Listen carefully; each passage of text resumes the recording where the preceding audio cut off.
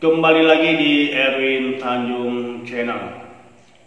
Anak-anakku sekalian, kali ini kita mencoba untuk membahas materi pelajaran bagaimana cara membuat sebuah puisi.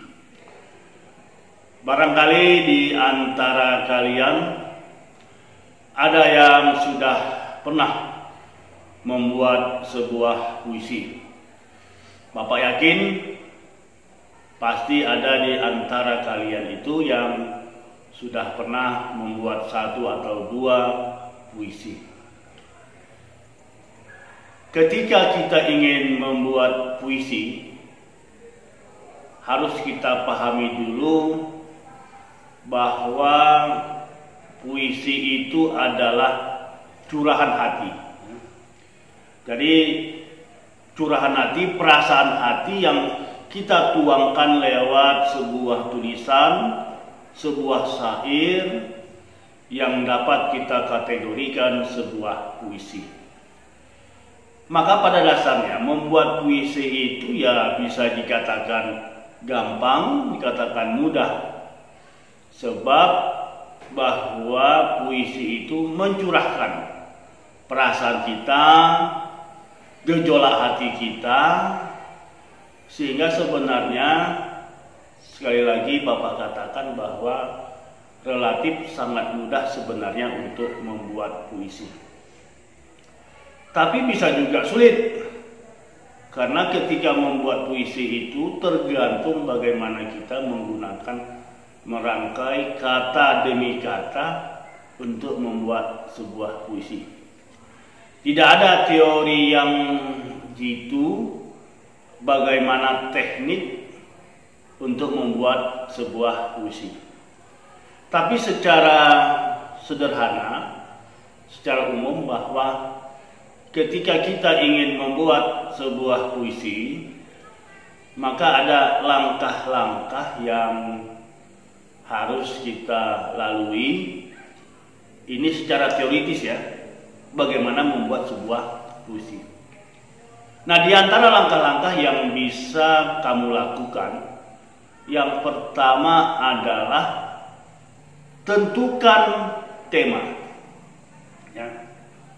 Jadi pada tahap ini kamu harus berpikir, kamu itu mau buat puisi tentang apa? Apa temanya? Apakah temanya tentang persahabatan? Apakah temanya tentang kasih sayang kepada orang tua? Ataukah temanya tentang percintaan? Atau temanya tentang masalah politik? Terserah.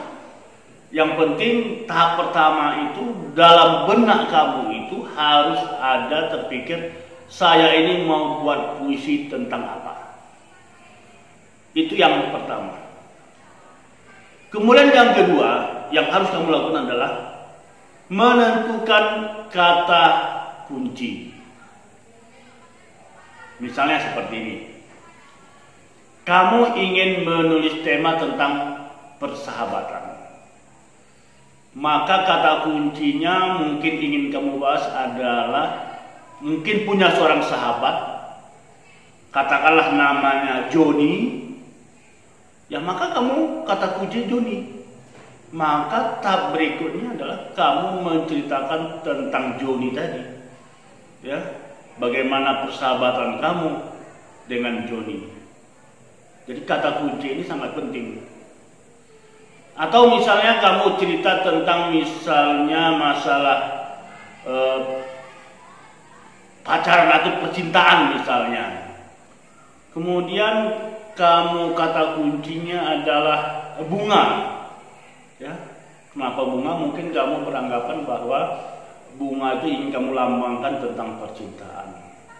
Atau tentang, karena bunga adalah keindahan, maka kata kuncinya bunga. Maka kamu ingin mencoba membuat puisi dengan kata kunci bunga. Kamu ceritakan tentang bunga yang merupakan konotasi atau kiasan daripada ya percintaan atau kasih sayang tadi. Itu langkah yang kedua yang kamu lakukan. Kemudian langkah yang ketiga adalah menggunakan gaya bahasa. Nah, pada tahap ini tahap yang lumayan berat. Karena kamu tergantung bagaimana rangkaian kata-kata kamu. Sebab ini berkaitan dengan masalah gaya bahasa. Apakah kamu misalnya menulis puisi itu dengan makna denotasi, makna yang sebenarnya, atau dengan gaya bahasa yang berbentuk konotasi? Nah, contoh tadi misalnya kalau kamu ingin menulis tema persahabatan dengan kata kunci Joni, mungkin kalau makna denotasinya kamu ceritakan tentang bagaimana Joni persahabatan kalian secara tanpa ada kiasan.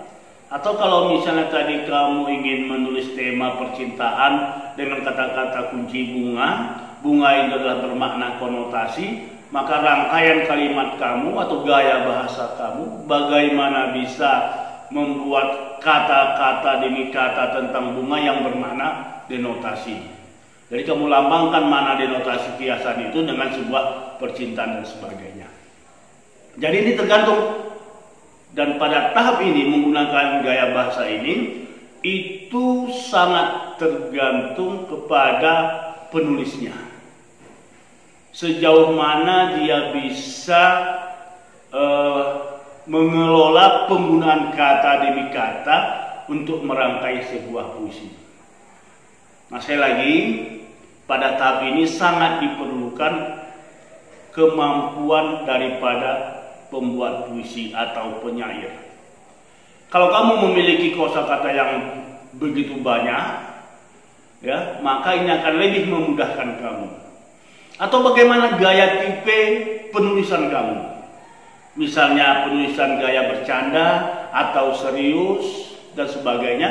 Nah, ini tergantung, sekali lagi, tergantung kepada si penulisnya memakai gaya bahasa apa dia. Atau kalau misalnya kamu adalah anak-anak muda milenial, mungkin gaya bahasanya gaya bahasa dengan bahasa-bahasa anak muda bisa saja. Itu semua tergantung kepada menggunakan gaya bahasa. Kemudian yang keempat adalah kamu bagaimana cara mengembangkan puisi seindah mungkin. Ini adalah tahap akhir, ya.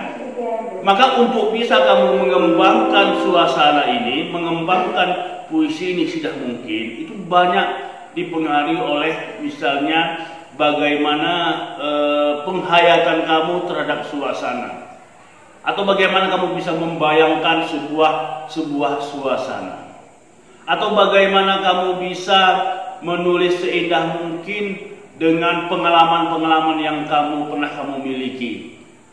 Ini sangat diperlukan. Maka pada tahap akhir inilah tugas kamu adalah bisa kamu mengeluarkan segala kemampuan yang kamu miliki, ya, penggunaan gaya bahasa yang kamu miliki untuk mengembangkan puisi kamu. Nah, sekali lagi anakku sekalian, ini adalah tergantung kepada individunya. Sekali lagi, untuk membuat puisi walaupun mudah, ya, kalaupun dikatakan mudah, tidak semua orang bisa memilikinya, ya. Jadi oleh sebab itu sekali lagi teknik-teknik ini adalah sebagai upaya untuk bisa menciptakan kamu sebuah puisi. Nah, untuk itu kalau yang tidak biasa buat puisi, ya tentu akan menjadi tahap awalnya mungkin agak kesulitan. Tapi latihan demi latihan menuangkan perasaan kamu ke dalam sebuah tulisan, itu Bapak akan yakin semakin lama maka puisi itu semakin bagus. Nah, sekali lagi, tidak semua orang punya bakat, punya minat untuk membuat sebuah puisi. Bagi yang punya bakat, tentu sangat mudah sekali. Apa yang dirasakannya, apa yang dibayangkannya, bisa dituangkannya lewat tulisan secara langsung tanpa pernah berpikir, tapi tertuang terus untuk mengeluarkan isi hati Tuhannya. Tapi bagi yang barangkali tidak terlatih seperti ini, maka bisa dilakukan dengan teori seperti ini, merangkai kalimat, belajar dan sebagainya, sehingga menjadi sebuah puisi. Ini barangkali anak-anak sekalian bagaimana cara membuat sebuah puisi. Nah, hari ini kita contohkan contoh sederhana saja. Ya, mungkin Bapak bisa menyampaikan sebuah puisi. Katakanlah Bapak ingin membuat puisi tentang apa ya? Katakanlah tentang suasana batin ketika terjadi rasa keputusasaan misalnya ya. Jadi temanya adalah rasa putus asa, kemudian tentukan kata kuncinya adalah misalnya pasrah misalnya, kemudian Bapak menggunakan bahasa secara kiasan. Judulnya misalnya Bapak katakan aku dalam bayang semu. Nah, ya.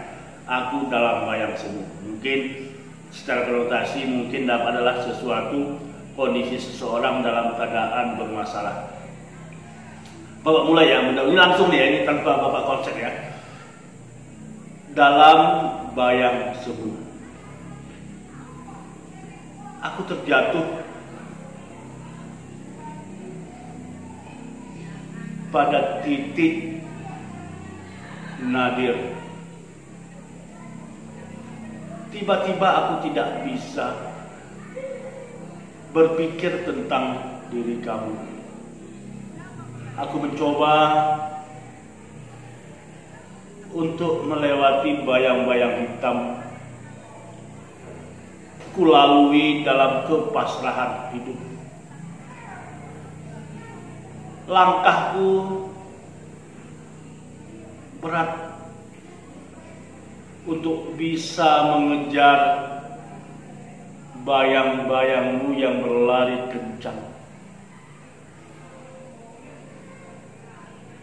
Bayang-bayangmu menghilang begitu saja. Aku terjatuh kembali dalam asa yang ingin kuraih. Hanya detik-detik waktu aku menunggu kapan bayanganmu akan hadir dalam suasana yang hari ini ku coba mampu bertahan. Aku teriak agar kau dengar harapanku. Ku ingin kita kembali mengulang asa. Ku ingin asaku kembali bersama bayangmu. Nah itu. Jadi ya mungkin dengan tadi spontan mungkin kamu lihat banyak kata-kata simbolis konotasi dalam pembuatan puisi yang baru saja Bapak lakukan. Nah ini barangkali sebagai sebuah pelajaran kepada kita. Sekali lagi, membuat puisi, merancang puisi itu perlu latihan terus-menerus. Sehingga kalau kamu punya semangat membuat puisi, Bapak yakin setiap coretan puisi kamu dari hari ke hari akan semakin bagus, akan semakin tajam. Dan kamu akan bisa menemukan konsep bagaimana gaya bahasa kamu, bagaimana kamu cara mengembangkan puisi kamu. Ini barangkali pelajaran kita pada hari ini anakku sekalian. Tentu dengan harapan silakanlah kamu tuangkan puisi-puisi baik dari hati curhatan kamu, gejolak hati kamu atau konsep kamu. Sekali lagi, siapa saja bisa membuat puisi. Siapa saja bisa merangkai puisinya, dan tentu sekali lagi bahwa membuat puisi itu bisa kita lakukan, bisa dilakukan siapa saja. Yang penting latihan terus-menerus, tuangkanlah konsep kamu, pemikiran kamu untuk membuat puisi. Nah tugas kamu hari ini adalah silakan kamu membuat sebuah puisi. Silakan nanti dituangkan di kolom komentar. Kalau ada pertanyaan-pertanyaan terkait masalah membuat puisi, silakan diberi di kolom komentar. Demikian anak-anakku sekalian, selamat membuat puisi dan jangan lupa untuk di like video kita ini, beri komen, dan tentu yang belum mensubscribe silakan di subscribe untuk menambah semangat Bapak untuk membuat konten-konten video selanjutnya. Terima kasih, sampai ketemu pada video selanjutnya.